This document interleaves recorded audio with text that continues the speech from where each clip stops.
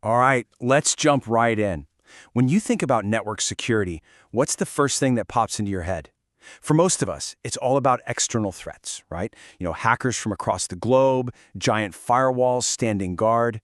But what if I told you that some of the biggest dangers are already inside, lurking on the very local network you probably think is totally safe?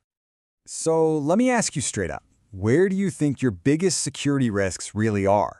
We're all conditioned to look out there, beyond the firewall. But today, we're going to flip that script and look inward. Yeah, the common thinking is that all the bad stuff is out there on the internet. So we build these huge digital fortresses to keep it all out. And look, that's super important, don't get me wrong. But it also creates this huge blind spot. We make this dangerous assumption that everything inside our fortress is automatically safe and trusted. And that right there, that's what we call the trusted network problem. We just don't pay enough attention to our own local area network, our LAN, because, well, we trust it. But today we are zeroing in on the absolute foundation of that network, a layer so basic, so fundamental that if an attacker gets a foothold there, well, all those fancy firewalls you have might as well be made of paper. We're talking about Layer 2, the data link layer. The best way to think about it? It's the concrete foundation of your digital house. It's the level where all your devices on the same network, your laptop, your phone, the printer, figure out how to talk to each other directly using their physical MAC addresses. And if an attacker can put a crack in that foundation, the whole house is in trouble. They can sneak around completely undetected by all the high-level security alarms because from the network's point of view, they're already inside. Okay, so how do we start to defend against this? Well, you start at the very beginning, the most logical place, the front door. We've got to control who's even allowed to connect in the first place. Before we even think about what they might do, we need a bouncer checking IDs. And the gold standard for this kind of access control is a framework called AAA. It's a really simple but incredibly powerful way to structure things. It's all about answering 3 key questions before letting anyone on your network. It all flows in a really logical order. First up, you have authentication. That's the who are you part, proving you are who you say you are. Once you're in, we move to authorization. That's the what can you do part. Can you access the finance server or just the printers? And finally, there's accounting. This is the what did you do part. It logs everything, which is absolutely critical for tracking down security issues later. Now, how do you actually do this authentication? Well, you could store a list of usernames and passwords on every single switch and router in your building. That's called local authentication. But just imagine trying to change one person's password. You'd have to log into dozens, maybe hundreds of devices. It's an absolute management nightmare. That's why pretty much everyone uses server-based authentication.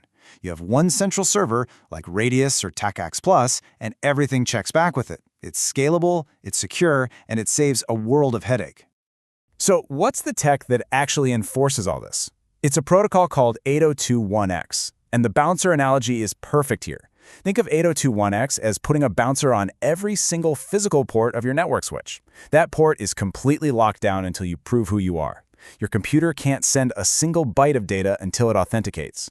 No valid credentials, no connection. Simple as that. It's the muscle that makes the AAA framework actually work. All right, so we've got a bouncer at the door, we're checking IDs, we're feeling pretty good. But what if an attacker is already on the inside, or they find an unlocked network jack in a conference room and just plug in? Now we get into the really juicy stuff, the attacker's playbook, how they exploit that supposedly trusted Layer 2 network. Attack number 1 is called MAC table flooding. See, a modern network switch is a pretty smart device. Its whole job is to learn which device is plugged into which physical port.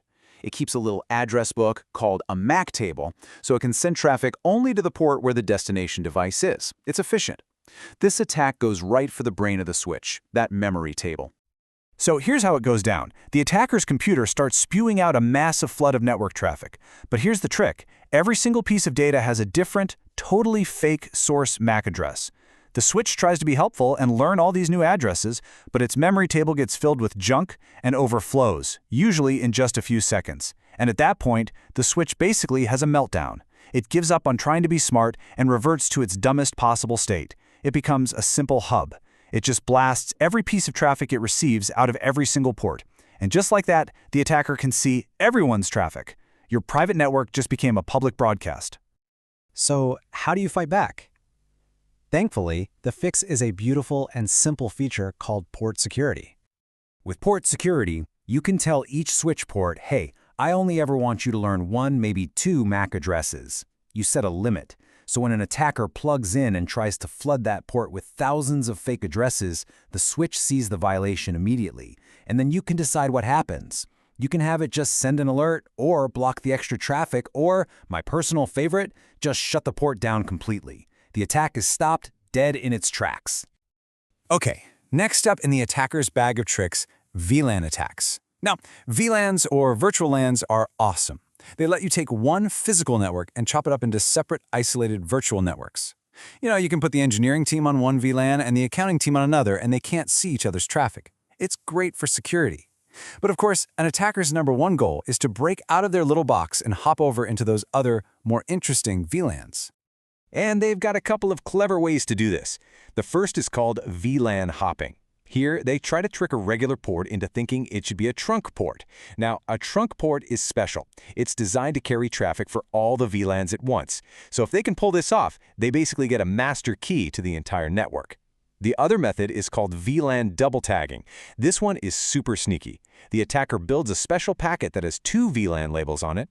The first switch sees the outer label, removes it, and sends it along. But the next switch in line only sees that inner label and happily forwards the packet into a totally different, supposedly secure VLAN the attacker wasn't supposed to have access to. The good news is, preventing this stuff is all about good, solid configuration. It's network hygiene 101. First, on any port where a regular user is going to plug in, you turn off the feature that lets it automatically become a trunk. Just disable it. Second, you only ever manually set up the specific ports that you know need to be trunks. And third, and this is a big one, never ever use the default VLAN, VLAN 1, for anything important. Just don't. These simple best practices pretty much shut the door on both of these attacks. All right, another prime target on the local network is DHCP. That's the service that automatically gives your computer an IP address when you connect. Attackers can go after it in 2 ways. First is a DHCP starvation attack. It's basically a denial of service. The attacker's machine just keeps asking for IP addresses over and over again until the server has none left to give out to real users. The second, and way more dangerous one, is DHCP spoofing. Here, the attacker sets up their own fake DHCP server. So when your laptop connects and asks for an IP, the attacker's rogue server replies first. And it tells your computer, hey, here's your IP address, and by the way, I'm the gateway to the internet. And just like that, all of your internet traffic is now flowing directly through the attacker's machine. So how do you stop that? With another fantastic feature called DHCP snooping. With this turned on, the switch basically becomes a detective. It snoops on all the DHCP conversations happening on the network. You tell it, this port right here connects to my real legitimate DHCP server. That's a trusted port. All these other ports are untrusted. From then on, the switch will block any DHCP server messages that come from an untrusted port. It also builds a reliable database of which IP address is connected to which device on which port. And that brings us to one of the oldest and most effective attacks in the book, ARP poisoning. See, for devices to talk on a local network, they use something called ARP, the Address Resolution Protocol. It's the absolute bedrock of local communication. It's like the network's internal phone book, mapping IP addresses to physical MAC addresses. ARP poisoning is all about scribbling fake entries in that phone book. Here's what the attacker does. They just start shouting out fake ARP messages to everyone on the network. These messages say something like, hey, you know that IP address for the main internet gateway? Just so you know, that's me now. Here's my MAC address. And here's the crazy part. Because the original ARP protocol was built on trust, every other computer on the network just believes it. They update their own little phone books with the fake information. And now, all their internet-bound traffic gets sent to the attacker first. It's the textbook definition of a man-in-the-middle attack. And the defense for this? It ties in perfectly with what we just talked about. It's called Dynamic ARP Inspection, or DAI. Remember that trusted database that DHCP snooping built for us? Well, DAI uses that database as its source of truth. It inspects every single ARP packet zipping across the network.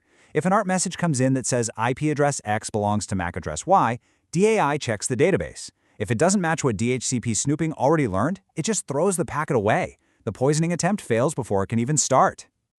So, we've walked through a whole bunch of attacks and defenses, right? But I've got to leave you with one final and maybe the most critical point of all. You can have all of these amazing security features, port security, DAI, the whole works, all configured perfectly. But if an attacker can just get administrative access to your switch and type a few commands to turn it all off, then it was all for nothing. This is why you have to lock down the management plane, the control room for your network. This is non-negotiable stuff. Always use secure encrypted protocols like SSH and HTTPS, so you're not sending passwords in plain text. Put all your management interfaces on their own separate, isolated VLAN that no regular user can even get to. And use access control lists to specify that only the IP addresses of your admin workstations are allowed to even try to log in. You have to protect the control room at all costs. So, after all that, after seeing how the very foundation of a safe local network can be twisted and manipulated, from literally overwhelming a switch's brain to rewriting its internal phone book, it really makes you think, doesn't it? The next time you plug your laptop into the network at the office or at a hotel or even in your own home, just stop for a second and ask yourself, how much do you really trust the space you're in? How confident are you in the danger that could be lurking right inside?